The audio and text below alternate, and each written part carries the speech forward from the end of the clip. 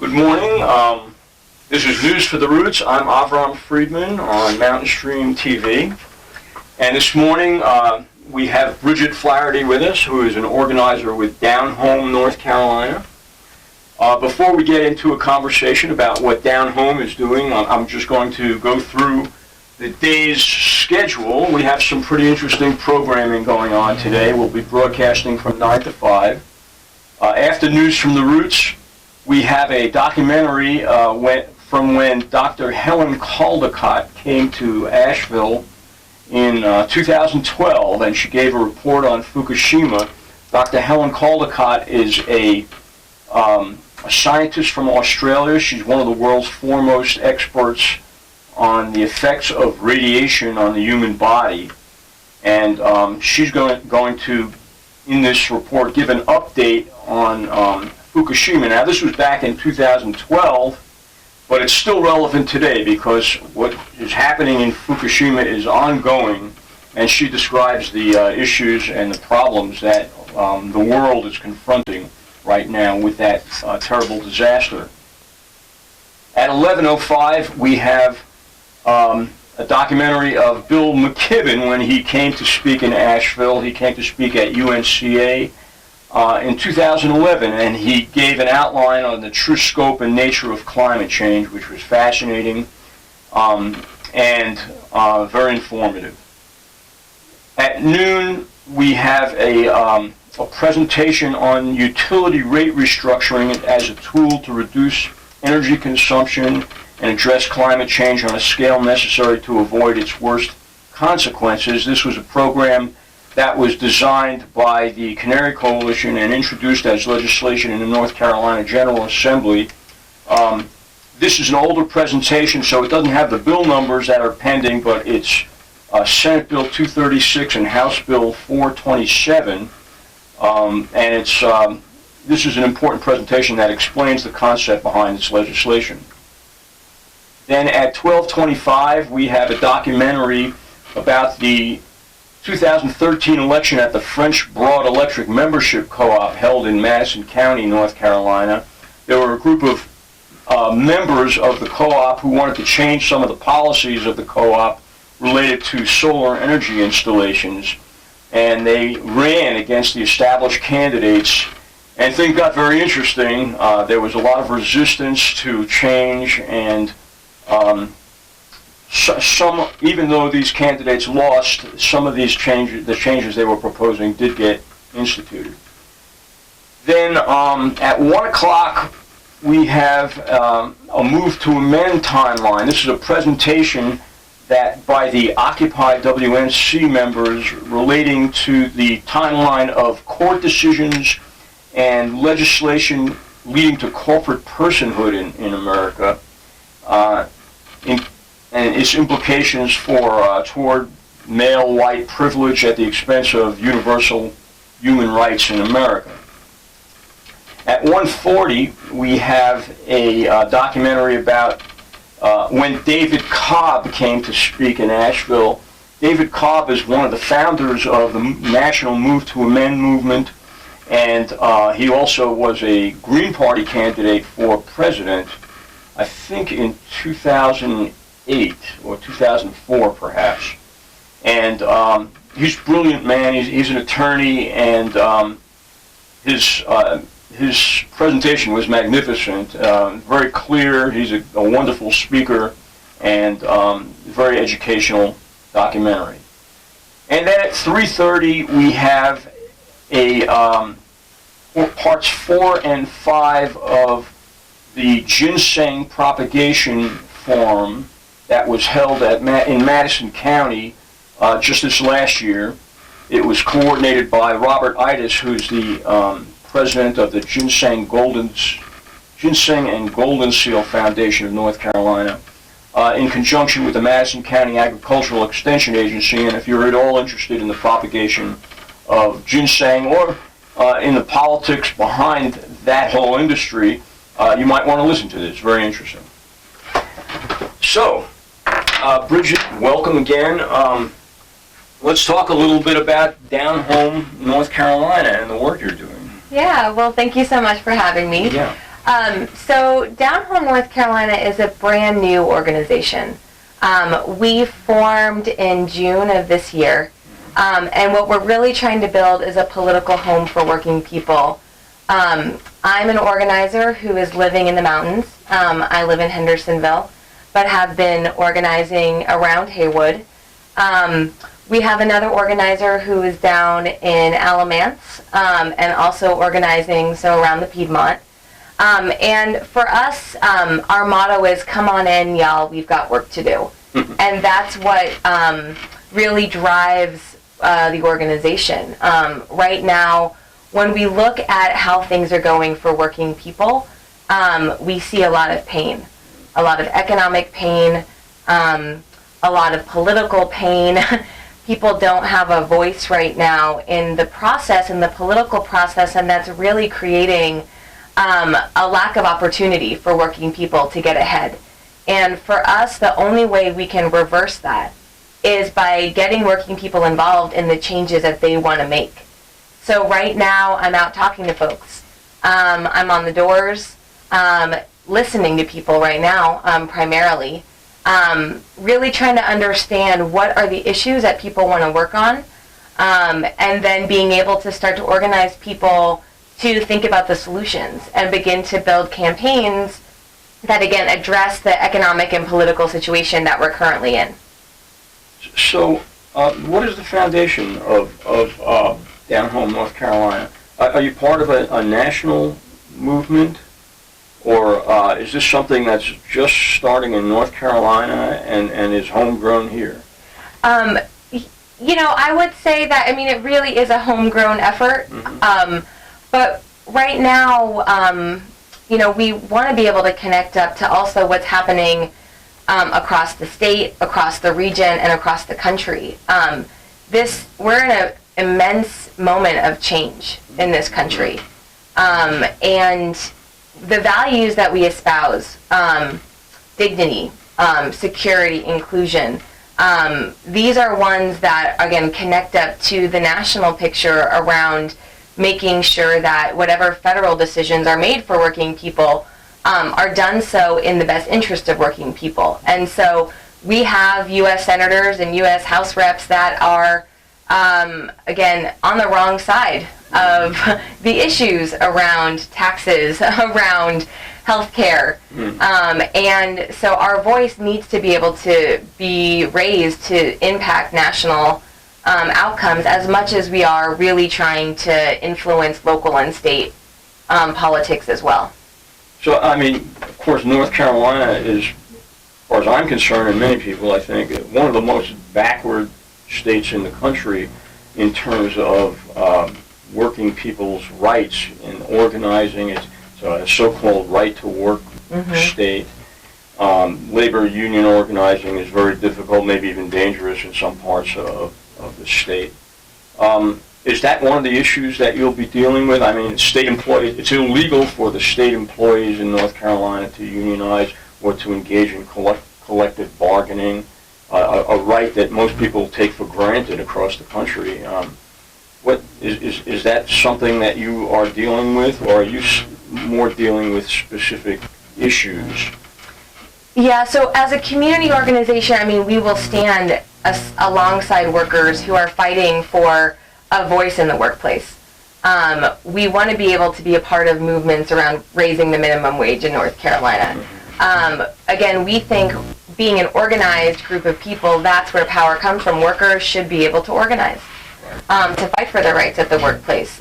What happened with Flock and the state legislature a month ago, we want to be able to stand up for our farm worker sisters and brothers who need to have protection on the job, given it's so dangerous, and be able to have a powerful organization that stands up for them, and we would support that. Talk a little bit about that legislation and give us a little bit more detail about, what did you call it, Flock? Flock. Flock. Farm Labor Organizing Committee. Thank you. Okay. Yes. The state legislature and the governor recently approved a move to remove the ability to have collective bargaining for farm workers. For farm workers?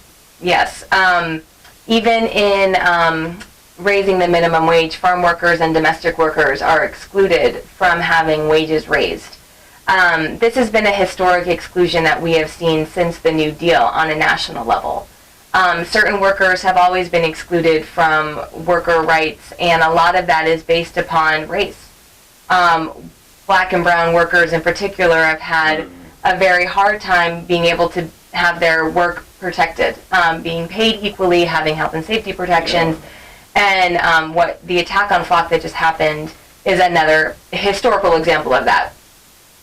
What is a typical farm worker wage now? I mean, are they allowed to be paid less than the minimum wage?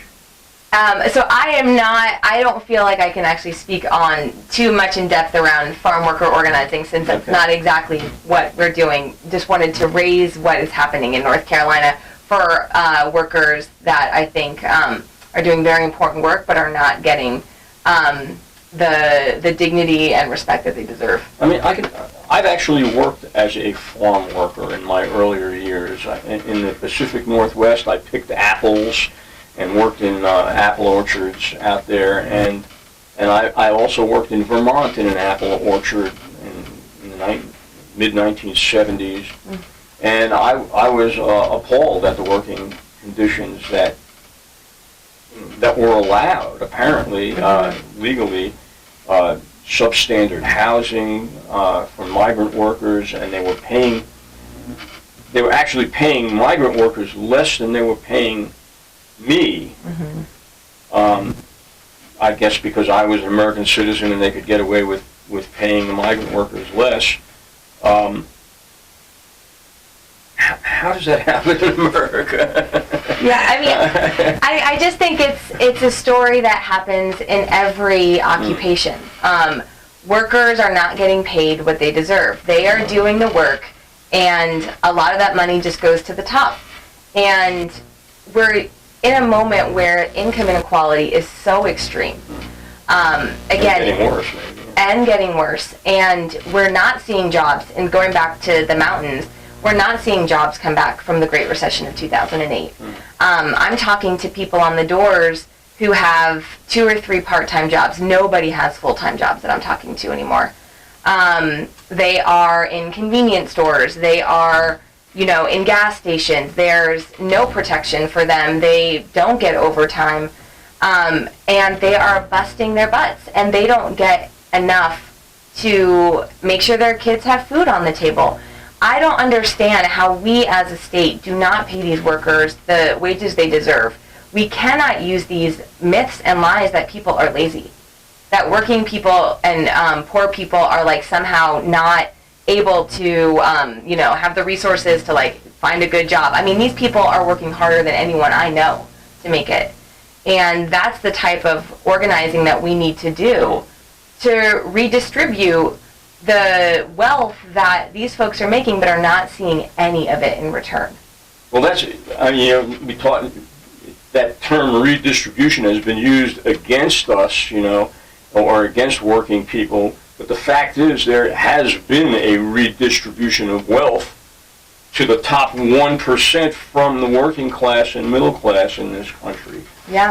And I strongly believe in the $15 minimum wage, but I think we actually have to go a little bit further than that, and I think most people understand this. It needs to be indexed to inflation, so that when inflation inevitably occurs, that the wages go up with that to keep pace.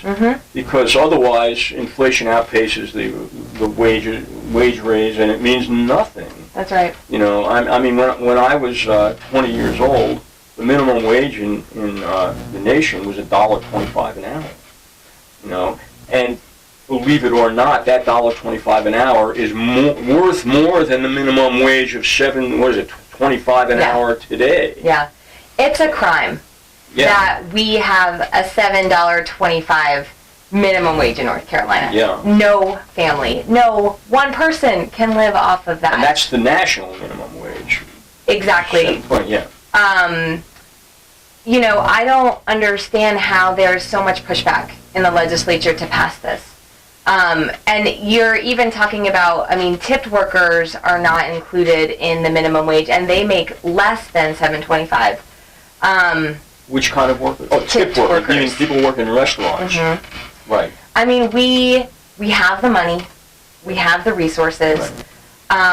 Working people make up the majority of this state. If you are a politician and you care about your constituents, you have to understand that this is in your best interest, this is in their best interest to raise the wage. Well, it is, and it's a mythology that it will hurt the economy, put people out of business, blah, blah, blah, because the fact is, if people don't have the money to spend, it hurts the economy. If people have enough money to have some discretionary funds in their budget, then everybody, the economy grows. That's right. And people spend money. If the money goes to the ultra wealthy, that money gets stored somewhere, maybe even out of the country on the Cayman Islands or something.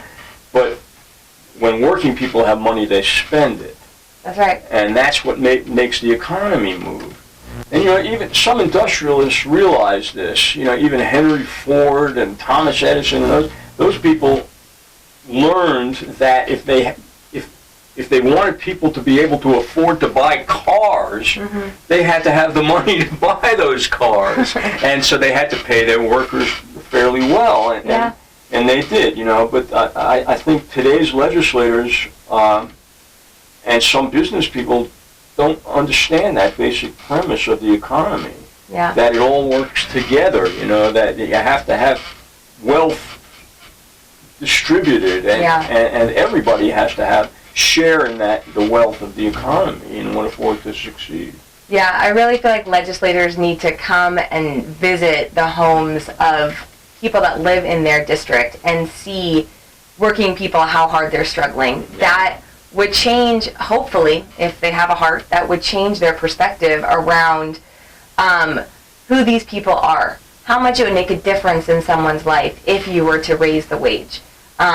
When people are working 40, 60, 80 hours a week and are making $7.25, never able to see their kids. I mean, I talk to mothers who are raising young children and they don't get to see them because they work before they get, the kids get up. They're at sleep before they come home. And this is not the North Carolina that we know it can be. We can provide for our families. We can provide for our working mothers and fathers. And again, we need a movement to do it. We understand that power concedes nothing without demand. Frederick Douglass said that, and we have to build that power and make that demand. And so that is what Down Home North Carolina is doing. We're getting people together to really push to make the changes that we need. And I think that people do understand this. I think people who are working 40 hours or 50 hours or 60 hours a week and are still living in poverty understand that there's something basically wrong. Yes. When this is the most wealthy country in the world, in the history of the world, in fact, and there are still people who are working full-time and overtime and living in poverty, still can't afford health care insurance, still can't afford to send their kids to college, and are getting deeper and deeper and deeper in debt. And some people are becoming homeless because they can't afford to maintain the rent, or the mortgage. I mean, I've had people cry when we talk. It's a first-time conversation. They don't know me when I come to the door. Yeah. But when we really start to talk about how are things going for you? What is life like for you? Usually folks will start talking, but there comes a point in the conversation where people just, some of them break down because they're like, I don't know what I'm going to do. There are not enough hours in the day. And exactly right, like how do I keep this house over my head?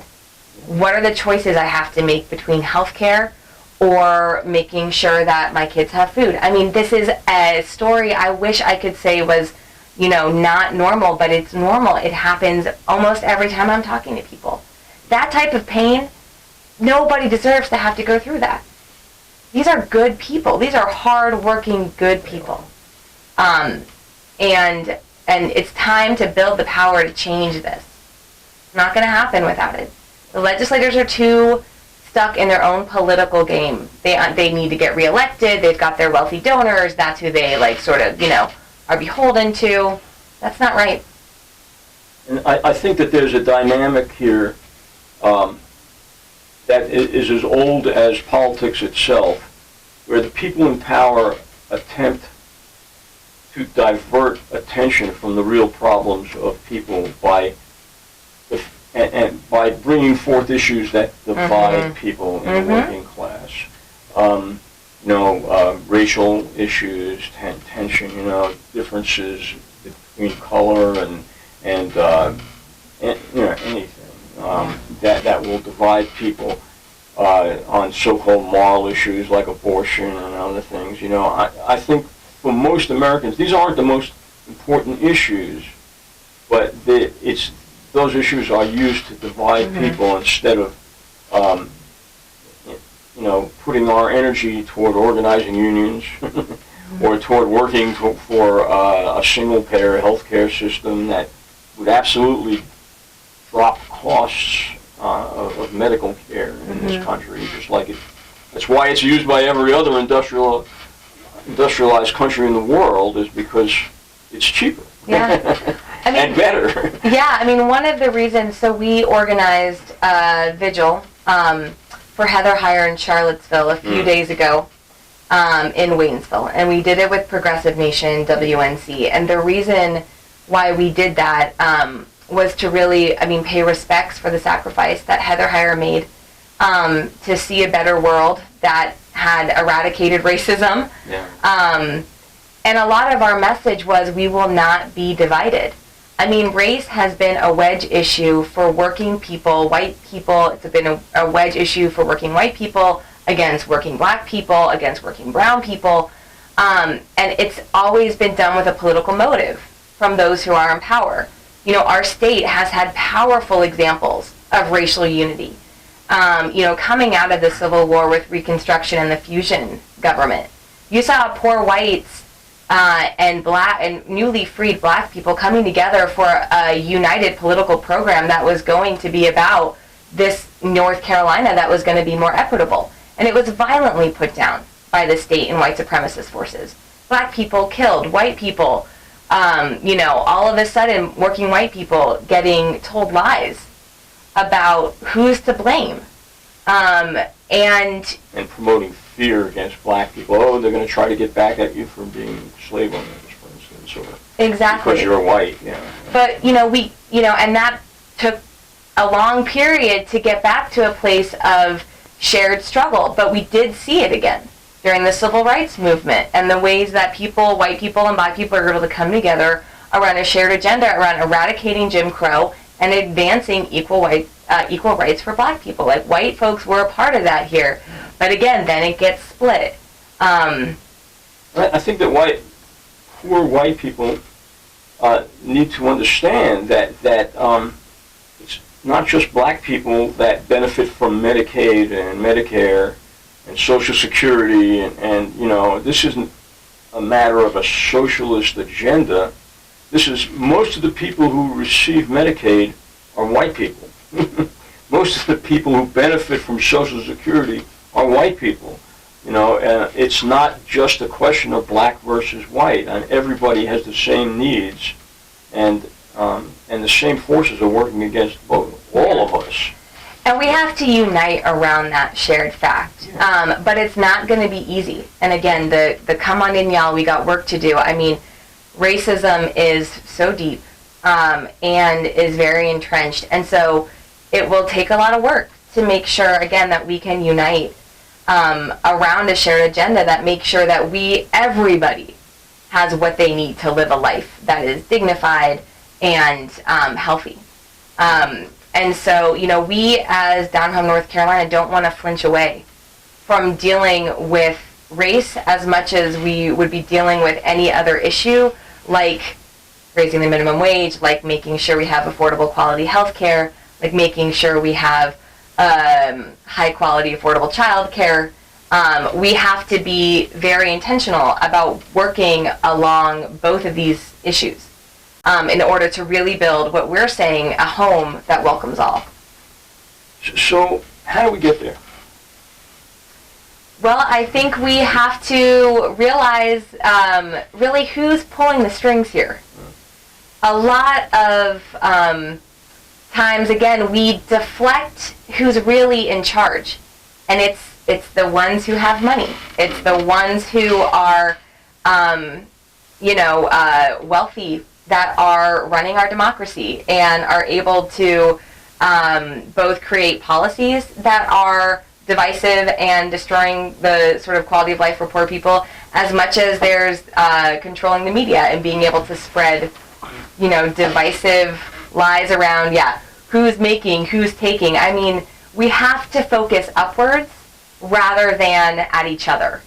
It really goes to the core of democratic values and the democratic system that the Constitution, if you will, outlined for us, that is being violated as far as I can see.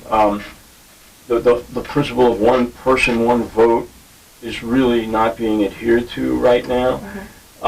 And the whole entire issue of move to amend and corporate personhood is really at the core of the problem, because it's allowing corporate, I personally am not opposed to the concept of corporations. I understand the need for a corporation to perform certain tasks for the society that require limited liability, because otherwise nobody would do them if the liability was so great that to build a bridge, for instance, But the problem with corporations has become the fact that they've become involved in the political process and influencing government policy. That's not what corporations were meant to do. And we have to understand that a corporation is a quasi-public institution, because they're granted,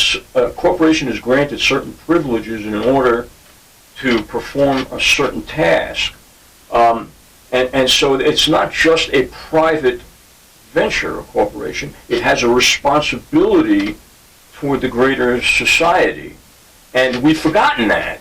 Now corporations are operating solely for the purpose of making money, and with disregard for the public benefit.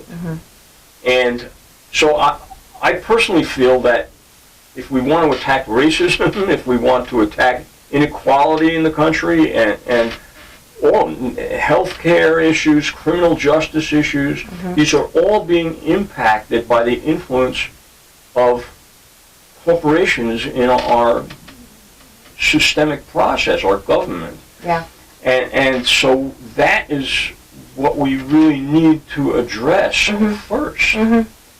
And I know we're heavily involved in that. My organization, the Canary Coalition, is heavily involved in that, and we've actually have a piece of legislation pending in the North Carolina General Assembly. It's called the We the People Act, which would give us a referendum on this issue in the 2018 general election. And it would allow the people of North Carolina to tell the federal government that we want a constitutional amendment that revokes corporate personhood, basically, and limits corporate campaign contributions. I think, again, they have too much outsized influence on the political process, and like you said, it just really damages the ability for people to be able to get their needs met, because they're creating policies that are, again, just devastating the economic ability for folks to be able to make ends meet. So I think that we have to fight corporations. Well, we have to fight the influence of corporations on our political system. I have to be careful in my words here, because again, I don't want to come off as being anti-corporate. I'm not anti-corporate, and I don't think our movement should be anti-corporate or anti-capitalist, so to speak. Again, I believe in capitalism in the sense that people should be able to start small businesses and perform functions and work for themselves, and to me, what we're calling capitalism, this corporate capitalism that we have today, where everything is incorporated, is really more socialist in a way. It's socialism for the wealthy and capitalism for everybody else. It's like Soviet capitalism, if you will. I mean, it gets a little tricky to talk about these grand terms, but... well, I just say we really just need to fundamentally transform our economic system, though. Yes. And that, I think, is the real message that we need to be getting out. And I don't think when you're talking to people, working people, poor people, they really do get it. I mean, it's like everybody understands that right now it is so broken. Than they are given credit for, And I think, a lot of people, we have such a poor voting record, like only half the people at most vote in even presidential elections. And I think the other half, they're not stupid, they just feel like they don't have a real choice because nobody's representing them. That everybody's representing the corporate, donors that put all this money into elections. Yeah. I mean, poor people and working people are probably the smartest people I know. Yeah. They understand and know, we understand and know what we need in order to actually change things. But again, there just isn't power right now held in the hands of working people. It has been stripped from them. There has been a concerted effort to make sure that voting rights are taken away from poor people, and particularly black and brown people, but it's not that just people don't vote because they don't care. We know voter disenfranchisement is one of, the worst in this state. And when you have a system that deliberately tries to remove your ability to vote, and you have gerrymandering, I think we need to really talk about and change how we look at low voter participation when you have a system that is built and designed to make sure that poor people, and particularly black and brown poor people, can't vote. Yeah.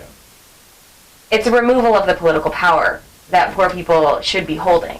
And again, what we're fundamentally trying to challenge. Yeah, it's like there's this concerted effort to disempower people and to make people feel powerless. Mm-hmm. And when the truth is, people are powerful. In essence, even a single individual is a powerful entity on this earth, and when people work together, that is augmented tremendously, and we have to get past the message that people are being bombarded with on a daily basis that they are powerless. Yeah, that's one of our core principles. Actually, we just say we are powerful. Yeah. We are powerful and we come together. It's really that simple. I think people have to stop using stereotypes on poor people. I've heard a lot from folks that, they disparage and they say things about poor people that, go to this thing around being uneducated and, voting against their self-interest and we need, that kind of talk needs to stop. That is not true. You're standing on the wrong side when you say those things. Everybody has family that are not, that are struggling to make ends meet. Would you say that about your family? No, they're good people. Mm-hmm. We really need to just get together. Stop the divisions. Stop looking down on people. Understand that this is where the country needs to go in order to live up to the values that have been defined as America. And we just need a really strong effort to make that happen. And another thing, I agree with that completely. I think we also, people need to, again, become educated about how the government operates and how the government works. And again, I feel like this is part of an intentional process that has dumbed us down as a civilization. We live in a democratic country, but it's only a democratic country if you understand how the government works. The actual mechanisms of government. You have to know the difference between the local, state, and federal government, difference between the executive, legislative, and judicial branches of government, and how people can have input into that process at various junctures along the way. And I've actually been conducting a series of workshops around Western North Carolina on citizens lobbying. And I'm amazed at even what's seemingly the most well-educated, college-educated people are not aware of some of the basic mechanisms of government. Yeah. I mean, this is part of what Down Home North Carolina is also looking to do. I mean, we're not, simply just going to be running campaigns, but a lot of trainings and education around government, how government functions. How can we be effective lobbyists, people's lobbyists? They can take part in the election process. Exactly. Yeah. Getting people educated on the issues that will be coming up, getting people out to vote, because it's not just enough to challenge policies, but we need to be creating policies and then making sure they get passed.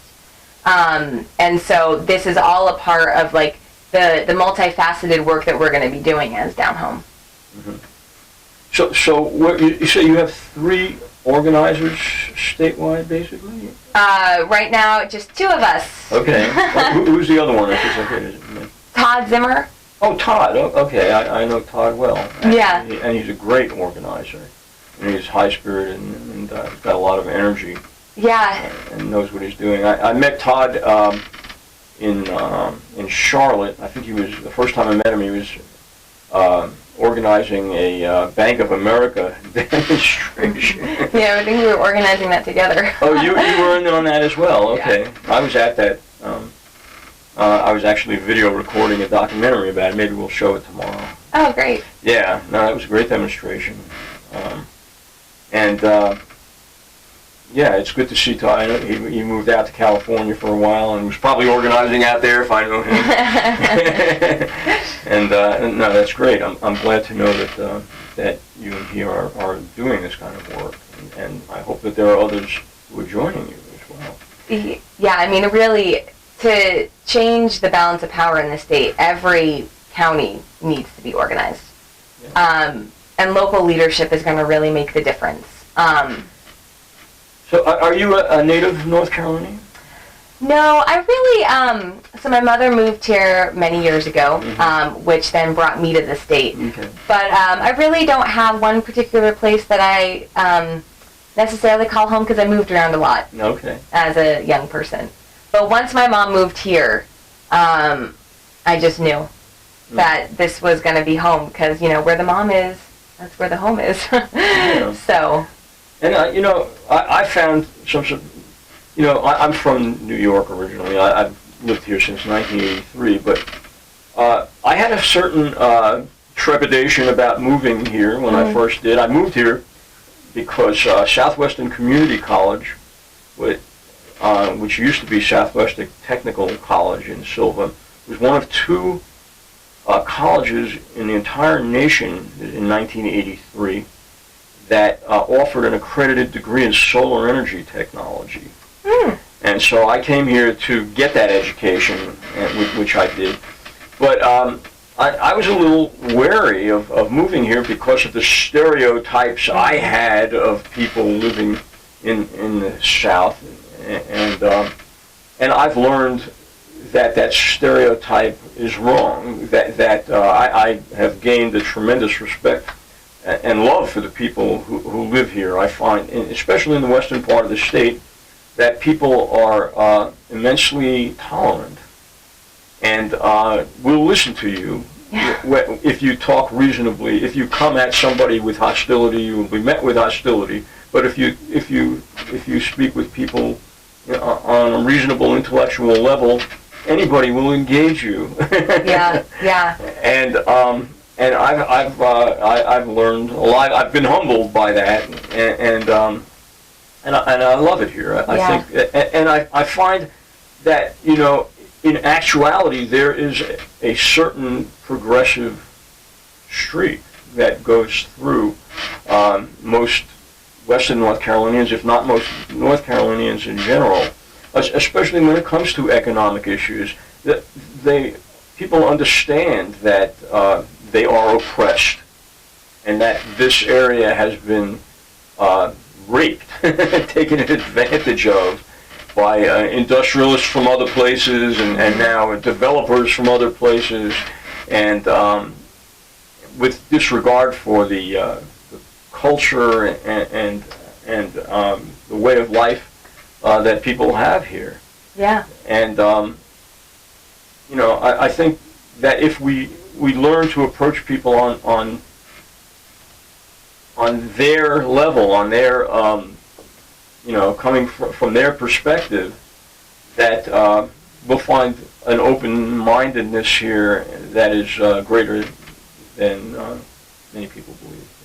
I mean, North Carolina has been a light of freedom struggle Yes. for the country. Again, I mean, just going back to the Civil Rights era and looking at the black leadership coming out of Ella Baker at Shaw University, and the A&T students that sat down at Woolworth's to protest segregation. I mean, that created a national movement for equality for, you know, African Americans, people of color, and the marginalized. I mean, the movements that have changed this country have come out of North Carolina or the South. Well, you're right.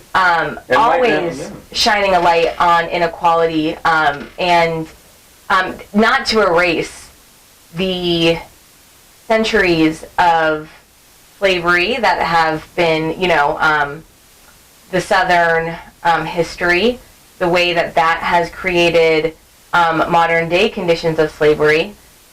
This is not an oversight of that history, but the people in the South have always struggled against that and have always built resistance movements against that, have really brought forward love as a message in a time of extreme violence against them. And that makes me proud to live here, and makes me want to carry on that work. Yeah, and not everybody who lived in North Carolina, even before the Civil War, was in favor of slavery. You know, that was an issue that was dominated by the ruling class. You know, they were using slaves to make money. Yeah, I mean, we had the Red String movement in North Carolina. Yeah. You know, it was a resistance movement to slavery from folks living in North Carolina. You had, you know, homes that had red strings tied around them so that people understood that these were safe houses for Confederate soldiers who were not going to fight on the side of the Confederacy, for slaves who needed to be able to have some safe housing to be able to get to freedom. That was happening in Alamance, where Todd is organizing. It was a very large presence of the Red String movement. In the mountains, you had that. We have to always know that there are people fighting to end oppression in the South as much as there are powerful forces that want to keep it in place. And yeah, and that struggle, of course, continues today. North Carolina is being used as a test tube by the Koch brothers and the American Legislative Exchange Council, who have essentially purchased Our Pope. our General Assembly. And this is a national organization, you know, the American Legislative Exchange Council, again funded by the Koch brothers and other powerful interests around the country, very, very politically conservative, right-wing, extreme right-wing elements that are dictating policy in our North Carolina General Assembly. They essentially drew the redistricting maps in North Carolina. They created the template for voter ID laws, and of course anti-union laws, and so I think a significant number of people understand that this is a form of oppression. The whole concept of creating a low-wage pool to attract industries, that's a method of oppression against North Carolina. That means that people are going to be kept poor and struggling to attract industry to North Carolina, and in the process rape the environment and create a larger demand for electricity that pollutes the environment more. And I mean, there's so many manifestations, negative manifestations of that.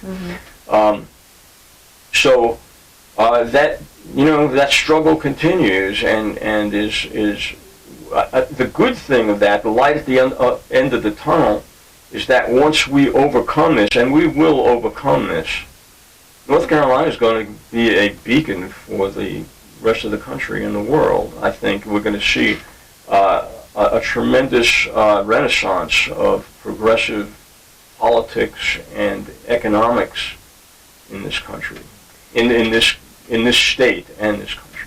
And that is definitely what we're fighting for. Yeah, no, I see it. Because the possibilities are there. You're completely right. Well, I think every regressive law that's passed, every incident of hatred that happens brings us closer to that happening when people say that's enough. Yeah. And I think that day is coming soon. Yeah. I mean, we're seeing some interesting steps happen around that just off of the recent events in Charlottesville. The bill that was introduced around allowing drivers to run into protesters here is now considered dead. It is tragic. I would hope so.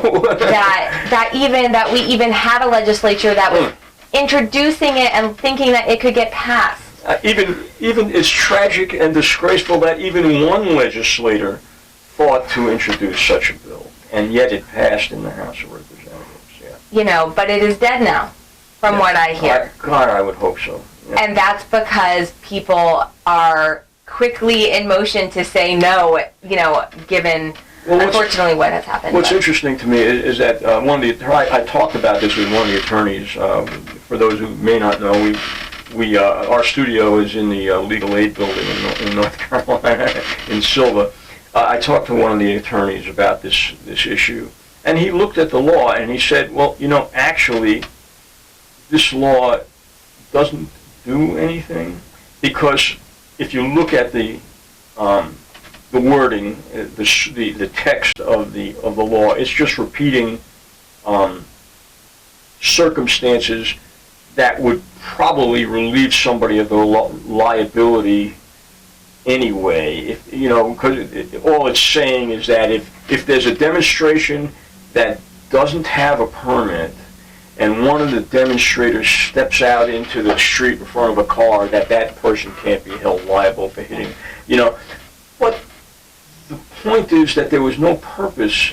No, technicalities aside, that bill was to suppress the constitutional values of freedom of assembly and freedom of speech. What it was doing was giving a green light to people, saying it's okay to attack demonstrators, basically, who oppose your perspective on life. I mean, that's one of the only levers that we can pull right now, because we're not millionaires and billionaires who can influence the political process and buy people off, is our ability to take to the streets. And our ability to have everyday people have a voice around the decisions that are being made about their lives. And it was a deliberate attempt to remove that ability for folks to have their voice be heard. In the most violent of ways. They were saying it is okay to kill you if you have a voice. And shame on the legislature for ever putting that forward. But again, people, since the tragedy in Charlottesville, North Carolina, I think, had over hundreds of vigils across the state. And that power quickly, I think, created the situation in the legislature that was like, we can't do this. But it's because the people came out. Absolutely. Yeah, the people have power. The people have power. Right. right. That is the message. That is the message. The people do have power, and as much as some people don't believe that, you're wrong. We do have power, and I've seen it throughout my life. I've seen grassroots movements succeed, and will continue to.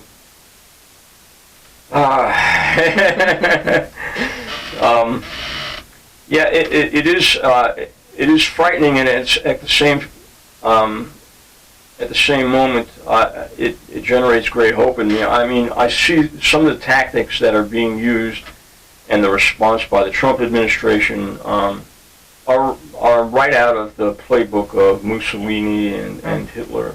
Literally, I mean, where they are providing subtle signals to violent extremist groups that it's okay to go out there and act like a mob and beat up on people, and in sometimes not so subtle ways. In terms of Trump, where he actually said go out and hit him at one point during his campaign, or at many points, and the crowds respond and get larger, which was frightening in Charlottesville. I mean, the unite the right concept is frightening, because these people have guns, they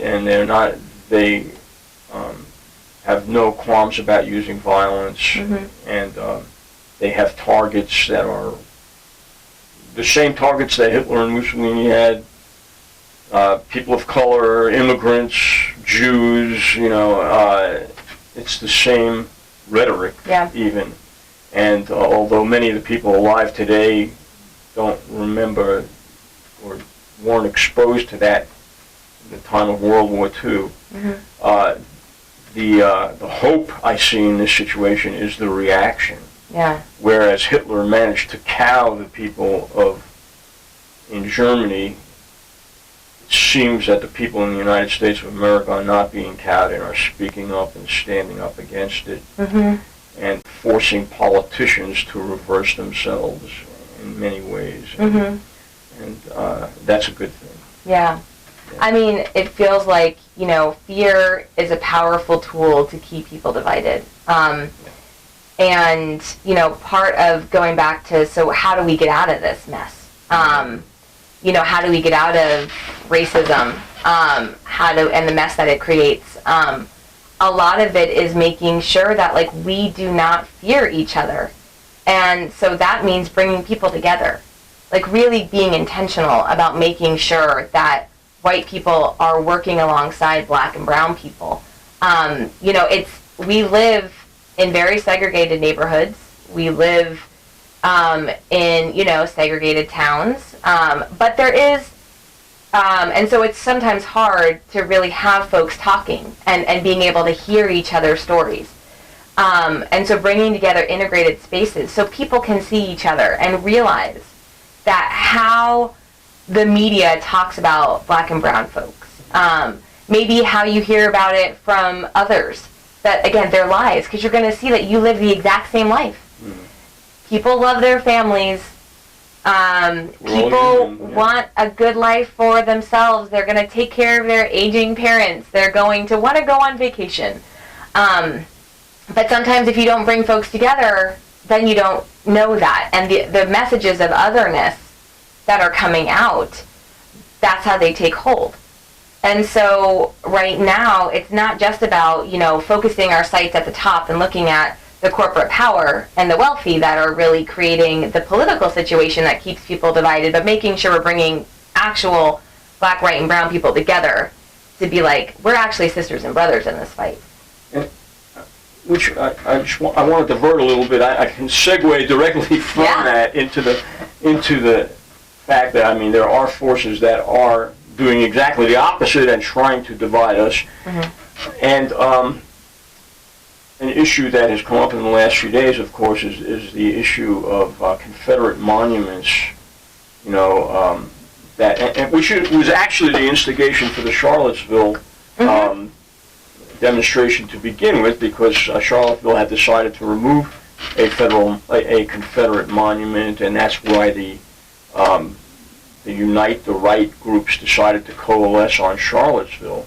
But this is happening all over the South. Different communities are beginning to take down Confederate monuments, and I think that Baltimore took theirs down. I think they should be doing that because obviously, to me, it's obvious that this Confederate monuments are celebrating a movement that represented enslavement of people. I mean, ultimately, that's the argument against the Confederacy, and there's no doubt in my mind, and I think historically it can be documented very well, that was the reason for the Civil War. It was fought over slavery, and the Confederacy withdrew from the United States of America because they were afraid that slavery was going to be abolished.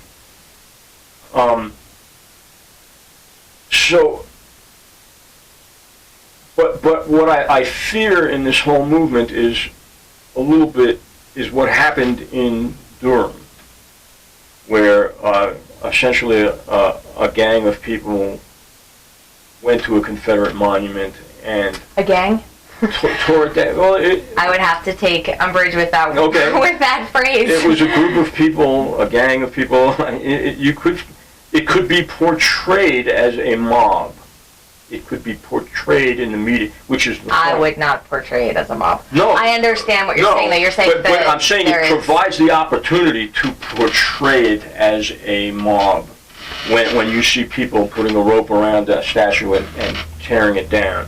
And while that may give us a moment of, hooray, somebody is doing this, it also provides an opportunity for a reaction from the right and an organizing opportunity for them as well, which is a tactic that was used very effectively by Hitler in World War II. You may be aware of, you may remember from history the Reichstag fire, where Hitler's forces burned down the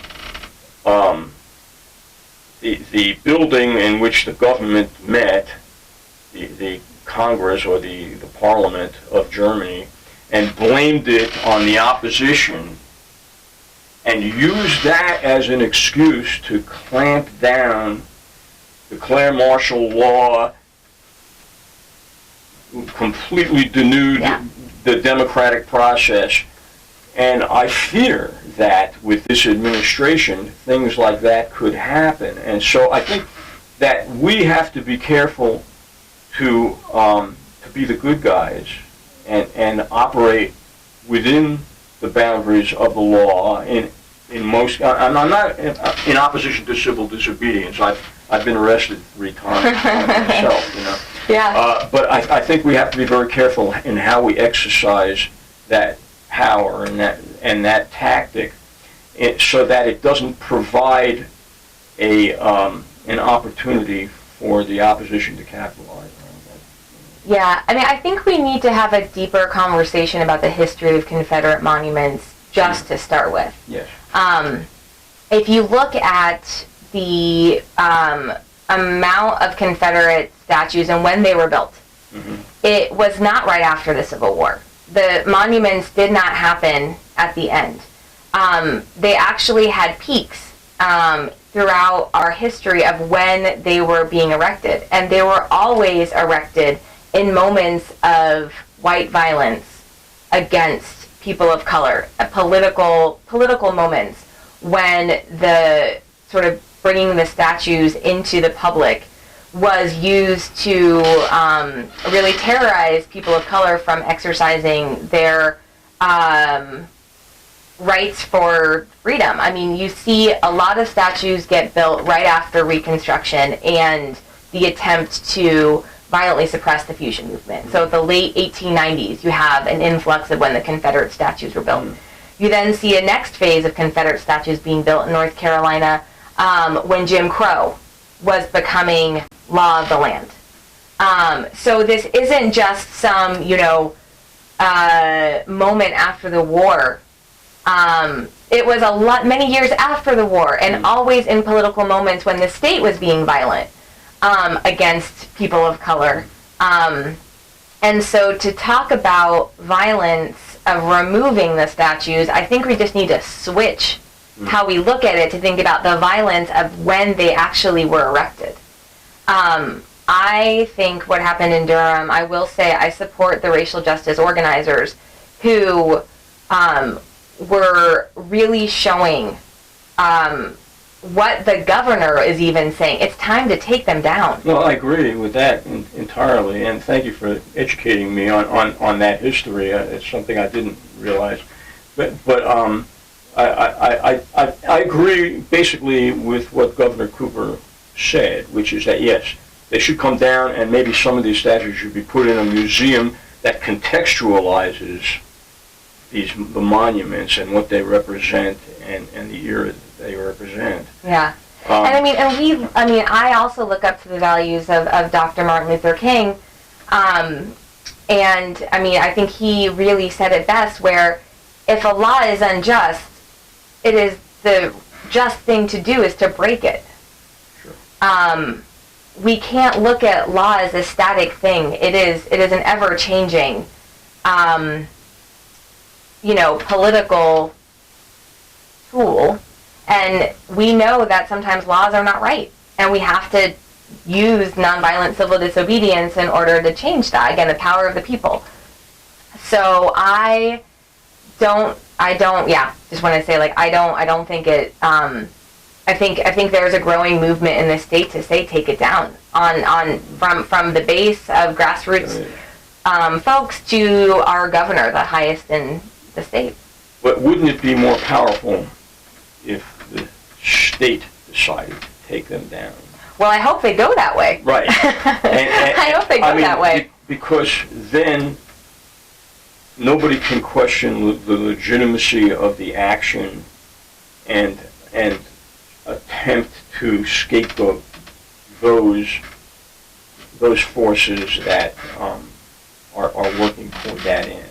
Yeah. Whereas the way it happened in Durham, I personally believe was a mistake. I don't condemn the people that did it. I think we have to be wise in the way we use our civil disobedience and not act out of impulse. Down home North Carolina is going to be a fighting organization. There is so much injustice right now. Yes.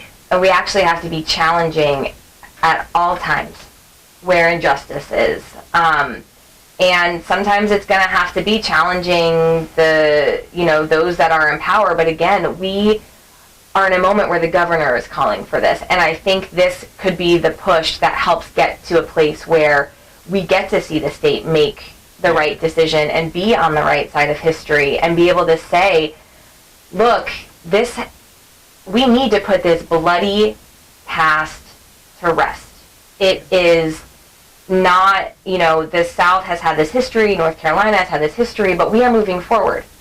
And a way to heal the divisions is to acknowledge that this past was horrific. And we saw, this has been, we saw Bree Newsom take down the Confederate flag in South Carolina a couple of years ago after the massacre. We have a history right now where black leadership in particular is challenging this, and I think it is the right direction that we need to be going in. Well, absolutely.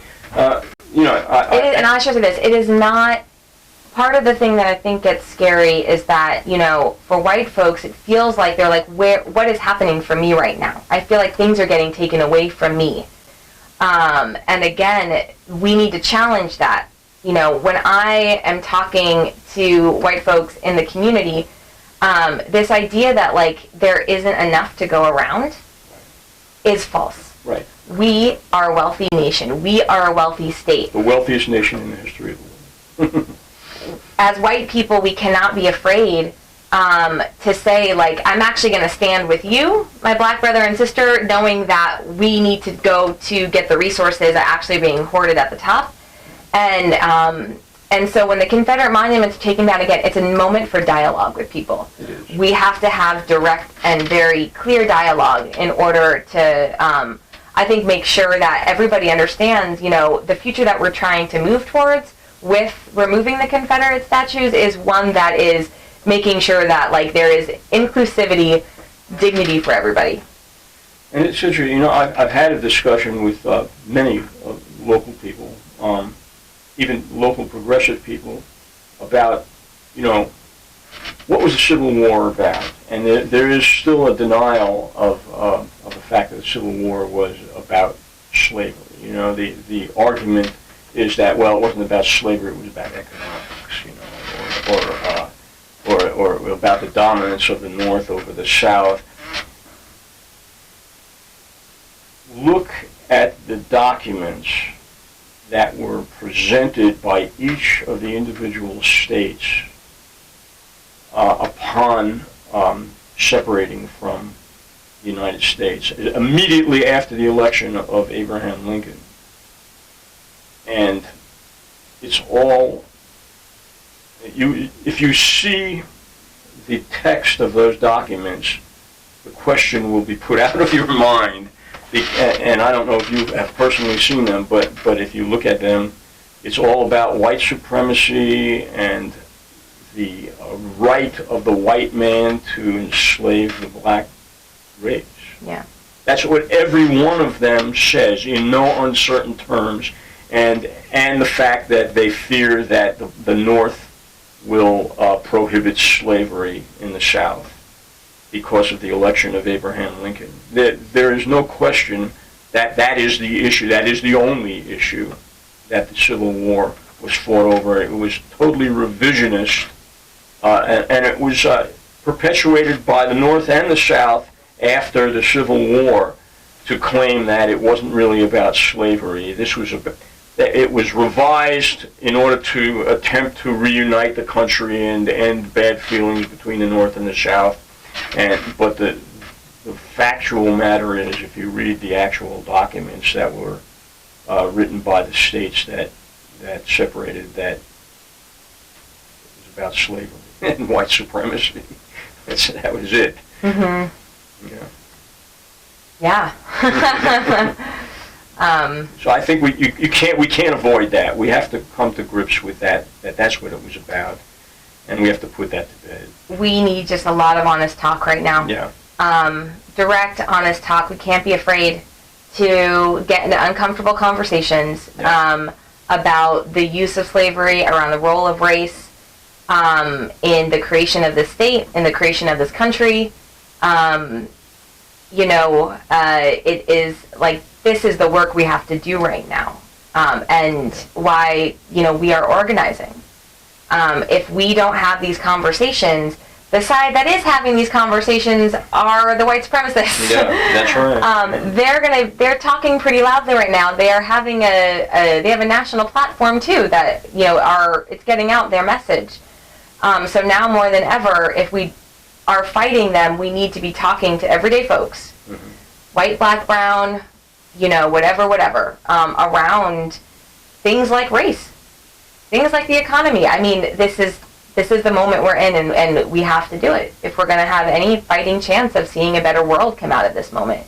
Dark times, people are scared, and the more we stay in our own, bubbles of our world, like the less likely we will be able to get out of it. So, if you will, tell our audience how they can get in touch with you and become a part of the solution. Yeah. Well, right now people can sign up on our website to just be able to stay informed around what we're doing. So it's www.downhomenc.org. Okay. You can also follow us on Facebook. Down Home North Carolina is the name you would search for. And just stay in tune. We are going to be always need volunteers. for the different events that we're going to be doing and having more people be able to talk to folks. So a lot of opportunity to join and be able to build this organization. Brigid, thank you so much for being Thank here you. today, and I hope you'll come back. I would love to. And update us. Yes. And I, I've said this to other groups as well. Mountain Stream TV is just beginning. We're starting to build our audience, and we're trying to fill in our programming. If you would like to be part of a program or even have your own program on this network, you're welcome to do that. Thank you. And bring on your own guests and topics of discussion. That's great. And so I look forward to working with you more in the future. Oh, thank you so much. Thanks for the invitation.